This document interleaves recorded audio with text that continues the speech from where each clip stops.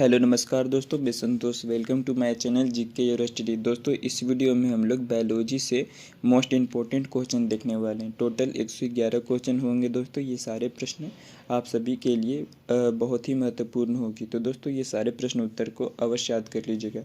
तो चलिए दोस्तों हम लोग वीडियो को शुरू करते हैं। पहला प्रश्न में पूछा गया है कि मनुष्य के जीवन काल में कितने दांत 2 बार विकसित होते हैं। तो दोस्तों 20 दांत होते हैं जो कि मनुष्य के जीवन काल में 2 बार विकसित होते हैं। ठीक है जी। जो ये 2 बार दांत विकसित होते हैं दोस्तों, उसे द्विबारदंती कहा जाता है। ठीक है। अगला प्रश्न है दोस्तों, क्वेश्चन नंबर 2 कि मानव शरीर में पाचन का अधिकांश भाग किस अंग में संपन्न होता है। तो दोस्तों छोटी आंत में संपन्न होता है। ठीक है। और ये छोटी आंत की लंबाई कितनी होती है, तो लगभग 20 फीट इसकी लंबाई होती है। ठीक है। नेक्स्ट प्रश्न, मनुष्य में पाचन की क्रिया कहाँ से शुरू होती है। दोस्तों पाचन की क्रिया मनुष्य में मुख से शुरुआत होती है। ठीक है। मुख से शुरुआत होती है और गुद्दा में जाकर के समाप्त होती है। ये भी आप लोग याद रखिएगा। ठीक है। अगला प्रश्न है, सबसे पहले रक्त परिसंचरण तंत्र का अध्ययन किसने किया था। देखिए रक्त परिसंचरण तंत्र की शुरुआत दोस्तों सबसे पहले विलियम हार्वे ने किए थे। कब किए थे दोस्तों, तो 1628 ईस्वी में किए थे। कब, तो 1628 ईस्वी में किए थे रक्त परिसंचरण तंत्र का अध्ययन। ठीक है। किसने, तो विलियम हार्वे ने। ठीक है। अगला प्रश्न है, पेस मेकर का अर्थ क्या है। देखिए पेस मेकर का अर्थ दोस्तों हृदय गति को नियंत्रित करना पेस मेकर का अर्थ होता है। आगे है, पेस मेकर का संबंध किससे है। दोस्तों पेस मेकर का संबंध हृदय से है। ठीक है। अगला प्रश्न है, किसकी भित्तियों पर रक्त द्वारा डाले गए दाब को रक्तदाब कहा जाता है। दोस्तों धमनी द्वारा डाले गए दाब को रक्तदाब कहा जाता है। ठीक है। अगला प्रश्न है दोस्तों, अगला प्रश्न कहता है कि मानव रुधिर का पीएच मान क्या है। देखिए मानव रुधिर का पीएच मान दोस्तों 7.4 होता है।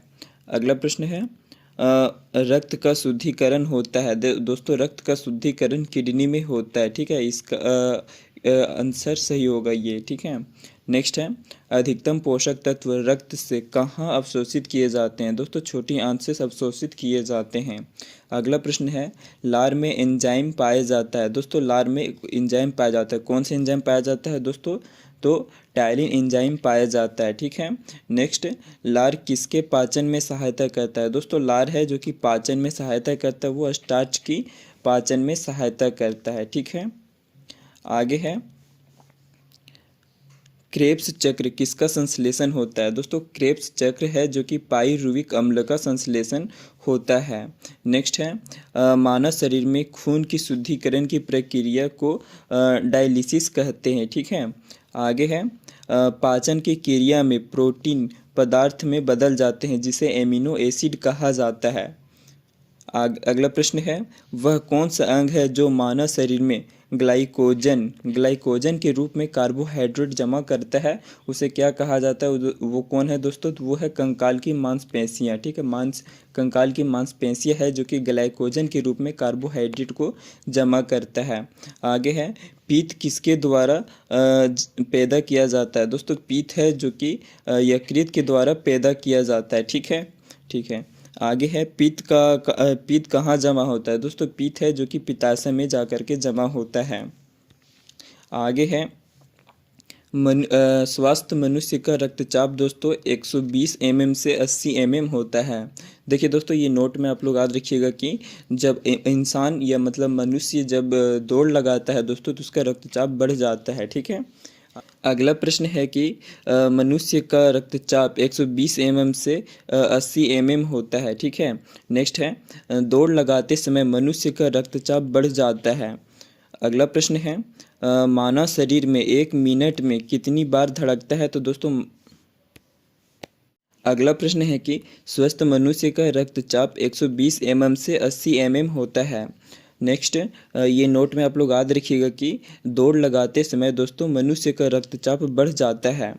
नेक्स्ट, मानव शरीर में हृदय 1 मिनट में कितनी बार धड़कता है? दोस्तों हृदय है जो कि 1 मिनट में कुल 72 बार धड़कता है, ये आप लोग याद रखिएगा। और दोस्तों पूरा जीवन काल में लगभग 2.5 मिलियन बार धड़कता है, ठीक है। कितना? तो 2.5 मिलियन बार, ठीक है। 2.5 मिलियन बार धड़कता है पूरा जीवन काल में। आगे है, मानव शरीर में हृदय का कार्य रक्त को पंप करना होता है। नेक्स्ट, रक्त में लाल रंग किसके कारण होता है? दोस्तों रक्त में लाल रंग है जो कि हीमोग्लोबिन के कारण होता है। आगे है, हीमोग्लोबिन में क्या पाया जाता है? दोस्तों हीमोग्लोबिन में आयरन यानी कि लोहा पाया जाता है, ठीक है। अगला प्रश्न है, शरीर में हीमोग्लोबिन का कार्य ऑक्सीजन का परिवहन करना होता है। नेक्स्ट, हीमोग्लोबिन किसका महत्वपूर्ण घटक है? दोस्तों हीमोग्लोबिन है जो कि आरबीसी का मुख्य घटक होता है। आगे है, लाल रक्त कणिकाएं कहाँ उत्पन्न होते हैं? दोस्तों लाल रक्त कणिकाएं हैं जो कि बोन मेरो के अंदर उत्पन्न होते हैं। दोस्तों ये सारे प्रश्न बायोलॉजी से पूछे गए हैं। ये सारे प्रश्न दोस्तों आप लोगों के लिए बहुत ही इंपॉर्टेंट होंगे। ये सारे प्रश्नों को आप लोग अवश्य याद कर लीजिएगा, ठीक है। आगे है, मनुष्य की लाल रक्त कोशिकाओं का जीवन काल कितना होता है? दोस्तों मनुष्य की जो लाल रक्त कोशिकाएं होती हैं दोस्तों, उसका जीवन काल 100 से 120 दिन होता है। अगर पूछा जाए कि बच्चों में कितना होता है, बच्चों में दोस्तों यही 70 से 90 दिन होता है, ठीक है। ये आप लोग याद रखिएगा। नेक्स्ट है, मानव शरीर में लाल रक्त कण का निर्माण होता है। दोस्तों बोन मेरो के अंदर में होता है मानव शरीर में लाल रक्त कण का निर्माण, ठीक है। नेक्स्ट प्रश्न है कि सफ़ेद रक्त कण का मुख्य कार्य क्या है? दोस्तों सफ़ेद रक्त कण का मुख्य कार्य रोग प्रतिरोधक क्षमता को धारण करना इसका मुख्य कार्य होता है, ठीक है। नेक्स्ट है, मनुष्य में मेरुदंड कितनी जोड़ी तंत्रिका होती है? तो दोस्तों एक ही जोड़ी तंत्रिका होती है। कुल कितनी होती है? तो कुल 62 तंत्रिकाएं होती हैं, ठीक है। आगे है, स्तनधारी में यूरिया बनते हैं। दोस्तों लीवर में है जो कि स्तनधारी में यूरिया बनता है। आगे है, मानव शरीर में सबसे छोटी अंतःस्रावी ग्रंथि को दोस्तों पीनियल ग्रंथि कहते हैं। आगे है, मूत्र का पीला रंग किसकी मौजूदगी के कारण होता है? दोस्तों मूत्र का पीला रंग है जो कि यूरोक्रोम के कारण इस मूत्र का पीला रंग होता है, ठीक है। नेक्स्ट प्रश्न है कि गुर्दे का कार्यात्मक यूनिट को दोस्तों नेफ्रॉन कहते हैं। आगे है, मानव शरीर में खून किसकी उपस्थिति के कारण नहीं जमता? दोस्तों खून है जो कि किसकी उपस्थिति के कारण नहीं जमता? तो दोस्तों हिपेरिन के कारण है जो कि खून नहीं जमता है मानव शरीर में, ठीक है। देखिए आगे है, श्वेत रक्त कण मोनोसाइट को कहते हैं, ठीक है। मतलब सबसे बड़ा श्वेत रक्त कण दोस्तों मोनोसाइट को कहा जाता है, ठीक है। अपोहन का प्रयोग किस क्रिया को पूरा करने के लिए होता है? तो गुर्दे के लिए होता है, ठीक है। आगे है, स्वेदन का महत्व किस लिए महत्वपूर्ण है? तो दोस्तों स्वेदन का महत्व है जो कि शरीर के तापमान को नियंत्रित करने के लिए महत्वपूर्ण है। आगे है, मानव शरीर में रक्तचाप नियंत्रित होता है। दोस्तों मानव शरीर में रक्तचाप नियंत्रित होता है अधिवक्का ग्रंथि से, ये आप लोग याद रखिएगा, ठीक है। नेक्स्ट प्रश्न है कि मानव शरीर में किस ग्रंथि को मास्टर ग्रंथि कहा जाता है? दोस्तों पीयूष ग्रंथि को मास्टर ग्रंथि कहा जाता है। अगला प्रश्न है, गर्भाशय में शिशु के विकास की जानकारी हेतु किसका प्रयोग किया जाता है? तो दोस्तों अल्ट्रासाउंड का प्रयोग किया जाता है। अगला प्रश्न है, स्त्रियों की नसबंदी को क्या कहा जाता है? दोस्तों स्त्रियों की नसबंदी को ट्यूबेक्टोमी कहा जाता है और पुरुषों की नसबंदी को दोस्तों वसेक्टमी कहा जाता है, ठीक है। वसेक्टमी कहा जाता है, ठीक। नेक्स्ट प्रश्न है, गाय और भैंस के थनों से दूध उतारने के लिए किस हार्मोन की सुई लगाई जाती है? दोस्तों ऑक्सीटोसिन हार्मोन की सुई लगाई जाती है। इसका सुई लगाना दोस्तों एक कानूनी अपराध भी माना गया है, ठीक है। आगे है, थायरॉयड ग्रंथि थायरोक्सिन स्रावित करने के लिए उत्तेजित करने वाला अंतःस्रावी हार्मोन को TSH कहा जाता है। इसका फुल फॉर्म होता है दोस्तों थायराइड स्टिमुलेटिंग हार्मोन। मायोग्लोबिन में कौन सी धातु होती है? दोस्तों मायोग्लोबिन में लोहा धातु पाई जाती है, ठीक है। अगला प्रश्न है, मानव शरीर का सामान्य तापमान कितना होता है? तो दोस्तों मानव शरीर का सामान्य तापमान 37 डिग्री सेल्सियस होता है। देखिए आगे है, मानव शरीर में सबसे बड़ी अंतःस्रावी ग्रंथि कौन सी है? तो दोस्तों थायराइड ग्रंथि है जो कि मानव शरीर के सबसे बड़ी अंतःस्रावी ग्रंथि होती है। नेक्स्ट है, कौन सा हार्मोन लड़ो उड़ो हार्मोन कहा जाता है? दोस्तों लड़ो उड़ो हार्मोन एड्रिनल हार्मोन को कहा जाता है। है किस शरीर प्रक्रम से प्रोथ्रोम्बिन हार्मोन का संबंध है? दोस्तों प्रोथ्रोम्बिन हार्मोन का संबंध रक्त जमाव से होता है। देखिए अगला प्रश्न है, इंसुलिन एक प्रकार का हार्मोन होता है, ठीक है। नेक्स्ट प्रश्न, मानव शरीर में सबसे अधिक कठोर क्या है? दोस्तों सबसे अधिक कठोर दांत है, ये आप लोग याद रखिएगा, ठीक है। अगला प्रश्न देखते हैं दोस्तों। अगला प्रश्न कहता है कि किस कोशिका से इंसुलिन स्रावित होता है? दोस्तों बीटा कोशिका से इंसुलिन स्रावित होता है, ठीक है।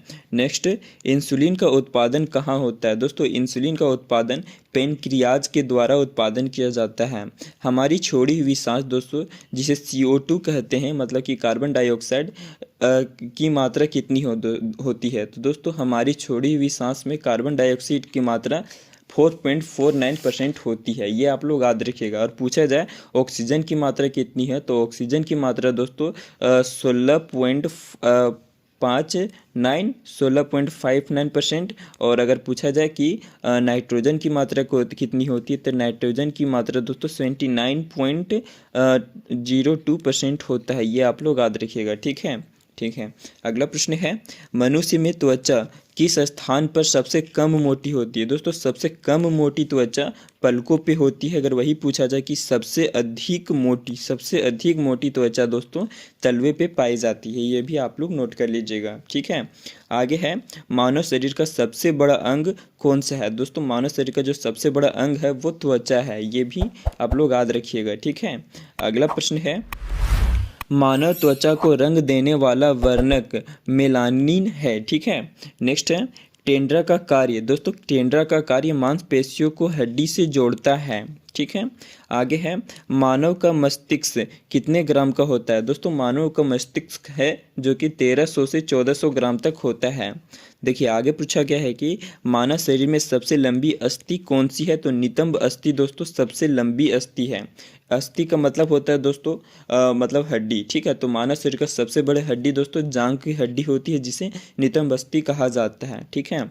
आगे है, रक्त जमाने के लिए किस तत्व का मुख्य भूमिका होता है? दोस्तों किस तत्व का मुख्य भूमिका होता है? तो कैल्शियम का मुख्य भूमिका होता है दोस्तों रक्त जमाने के लिए।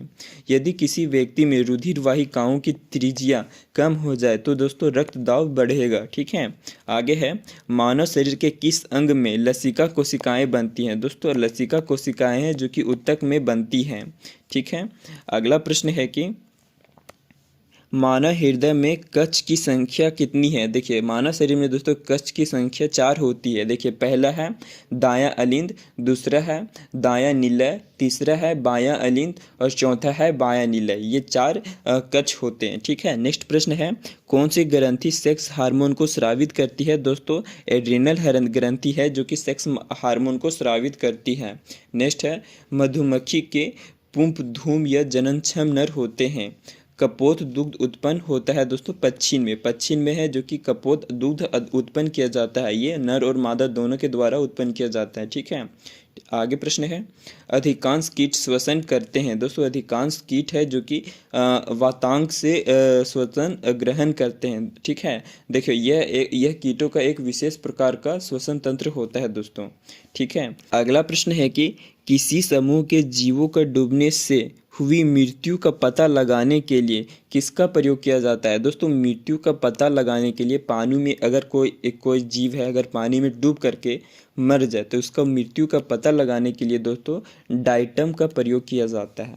आगे पूछा गया है कि मनुष्य में कौन सा क्रोमोसोम मिलने से लड़का का जन्म होता है? दोस्तों पुरुषों का Y और स्त्री का अगर X क्रोमोसोम मिलेगा तो लड़का का जन्म होगा, ठीक है। वही अगर पुरुष का X और स्त्री का X क्रोमोसोम मिलेगा तो लड़की का जन्म होगा, ठीक है। प्रश्न है कि बच्चों का लिंग निर्धारण के लिए उत्तरदायी क्रोमोसोम किसका होता है? तो पिता का क्रोमोसोम उत्तरदायी होता है, ठीक है। नेक्स्ट प्रश्न है, मनुष्य में नर की गुणसूत्र की समिश्रण होता है। तो दोस्तों X और Y दोनों का होता है। अगला प्रश्न है, एक सामान्य मनुष्य मतलब एक नेक्स्ट प्रश्न है कि एक सामान्य मानव कोशिका में कितनी गुणसूत्र होते हैं दोस्तों? 46 गुणसूत्र होते हैं। ठीक है, देखिए आगे है, डीएनए का डबल हेलिक्स मॉडल किसने दिया? दोस्तों डबल हेलिक्स मॉडल है जो कि जेम्स वॉटस ने दिया और फ्रांसिस क्रिक ने दिया। ये दोनों मिलकर दोस्तों डबल हेलिक्स मॉडल का सिद्धांत दिए थे। ठीक है, आगे है, यदि विश्व में सभी पादप समाप्त हो जाए तो पशु किसकी कमी के कारण मर जाएंगे? दोस्तों ऑक्सीजन की कमी से पशु मर जाएंगे। ठीक है, ये भी आप लोग याद रखिएगा। आगे है, विश्व का सबसे तेजी से बढ़ने वाला पादप का नाम क्या है? तो दोस्तों विश्व में सबसे तेजी से बढ़ने वाला, ठीक है, बढ़ने वाला पादप का नाम जलकुंभी है। ठीक है, ये आप लोग नोट कर लीजिएगा। आगे प्रश्न में पूछा गया है कि पारिस्थितिकी तंत्र में तत्वों का चक्रण को क्या कहा जाता है? तो जो जैव भू रासायनिक चक्र कहा जाता है। नेक्स्ट है, चिपको आंदोलन मूल रूप से किसके खिलाफ था? तो दोस्तों वन कटाई के खिलाफ था। आगे है, वैश्विक विरासत का वन सुंदर वन को माना जाता है। ये कहाँ है दोस्तों? तो ये वेस्ट बंगाल में है। ठीक है, ये आप लोग याद रखिएगा। दोस्तों पृथ्वी का विशालतम पारिस्थितिकी तंत्र है, तो दोस्तों जल मंडल है जो कि पृथ्वी का विशालतम पारिस्थितिकी तंत्र है। आगे है, सौर मंडल का सबसे बड़ा यौगिकरण क्या है? तो दोस्तों सबसे बड़ा यौगिकरण हरे पेड़ पौधे हैं। नेक्स्ट है, हाइड्रोफाइट किसे कहते हैं? दोस्तों हाइड्रोफाइट है जो एक जलीय पौधे को कहते हैं। नेक्स्ट है, मृदा अपरदन को रोका जा सकता है। दोस्तों वन रोपण के द्वारा मृदा अपरदन को रोका जा सकता है, यह आप लोगों को मालूम होना चाहिए। नेक्स्ट है, संसार का सबसे बड़ा पारितंत्र क्या है? तो दोस्तों संसार का सबसे बड़ा पारितंत्र महासागर है। नेक्स्ट, विषाणु वृद्धि करता है। दोस्तों विषाणु है जो कि जीवित कोशिका में वृद्धि करता है। अगला प्रश्न है, कौन एक जीवित जीवाश्म कहलाता है? दोस्तों कांगो है जो कि एक जीवित जीवाश्म कहलाता है। अगला प्रश्न है, संसार का सबसे छोटा पुष्प दोस्तों वुफूलिया होता है और सबसे बड़ा पुष्प दोस्तों रेफेलेसिया होता है। ठीक है, ये आप लोग याद रखिएगा कि जीवन चक्र की दृष्टि से पौधों का सबसे महत्वपूर्ण अंग पुष्प होता है, ये आप लोग याद रखिएगा। ठीक है, अगला प्रश्न है कि तारपीन का तेल प्राप्त किया जाता है। दोस्तों तारपीन का तेल है जो कि चीड़ के पेड़ से प्राप्त किया जाता है। आगे है, सामान्य प्रयोग में आने वाला लौंग कहाँ से प्राप्त होता है? दोस्तों फूल की कली से लौंग प्राप्त किया जाता है, यह आप लोग याद रखिएगा। नेक्स्ट है, पुष्पों का अध्ययन एंथोलॉजी कहलाता है। ठीक है, मानव शरीर में विटामिन ए संचलित कर रहा है, तो दोस्तों यकृत से संचलित कर रहा है विटामिन ए। ठीक है, आगे है, थायमिन का संबंध विटामिन बी से है। बच्चों में अंग की अस्थियां मुड़ जाती है, किसके कारण दोस्तों? तो विटामिन डी की कमी के कारण बच्चों में अस्थियां यानी कि हड्डी मुड़ जाती है। ठीक है, अगला प्रश्न है कि विटामिन B2 का अन्य नाम क्या है? दोस्तों विटामिन B2 का अन्य नाम रिबोप्लेविन है। ठीक है, ये आप लोग याद रखिएगा। आगे है, साइनोकोबालमिया साइनोकोबालमिया किसे कहते हैं? दोस्तों साइनोकोबालमिया है जो कि विटामिन B12 को कहते हैं। आगे है, वह विटामिन जो फलों में पाया जाता है और चमड़ी को स्वस्थ रखने में ज़रूरत है, तो वो विटामिन सी है। आगे है, विटामिन सी का सबसे उत्तम स्रोत आंवला है। नेक्स्ट है, किस विटामिन की कमी से मसूड़े में से रक्त आने लगता है और दांत हिलने लगता है? तो दोस्तों विटामिन सी की कमी से। आगे है कि विटामिन सी का रासायनिक नाम क्या है? दोस्तों विटामिन सी का रासायनिक नाम एस्कॉर्बिक एसिड है। आगे है, किसी भी सब्जी में प्राप्त ना होने वाला विटामिन डी है। ठीक है, मछलियों के यकृत के तेल में किसकी प्रचुरता होती है? दोस्तों मछली की यकृत के तेल में दोस्तों विटामिन डी की प्रचुरता होती है। विटामिन डी के सृजन में पाया जाता है, तो दोस्तों कैल्सीफेरॉल अम्ल है जो कि विटामिन डी के सृजन में पाया जाता है। नेक्स्ट है, विटामिन ई का रासायनिक नाम क्या है? दोस्तों विटामिन ई का रासायनिक नाम टोकोफेरोल है। नेक्स्ट है, गाजर की विटामिन की समृद्धि होता है। दोस्तों गाजर में किस विटामिन की समृद्धि होता है? तो विटामिन ए की समृद्धि होता है। नेक्स्ट प्रश्न, किस विटामिन का संबंध रक्त थक्का से है? दोस्तों रक्त थक्का से विटामिन के का संबंध होता है। आगे है, किसकी कमी से एमिनो रोग होता है? दोस्तों एमिनो रोग है जो कि लोहा की कमी से होता है। ये तो दोस्तों इस वीडियो के 111 प्रश्न, ये सारे प्रश्न दोस्तों आप लोग अवश्य याद कर लीजिएगा, क्योंकि ये सारे प्रश्न दोस्तों एग्जाम्स में कई बार रिपीट होते रहे। तो दोस्तों अगर यह वीडियो आप लोगों को अच्छी लगी हो तो वीडियो को अवश्य लाइक कीजिएगा, और अगर आप लोग हमारे चैनल पर नए हैं तो चैनल को सब्सक्राइब कर बेल आइकन को दबाकर नोटिफिकेशन को अवश्य ऑन कर लीजिएगा। तो हम लोग मिलते हैं नेक्स्ट वीडियो में दोस्तों। Thanks for watching. जय हिंद दोस्तों।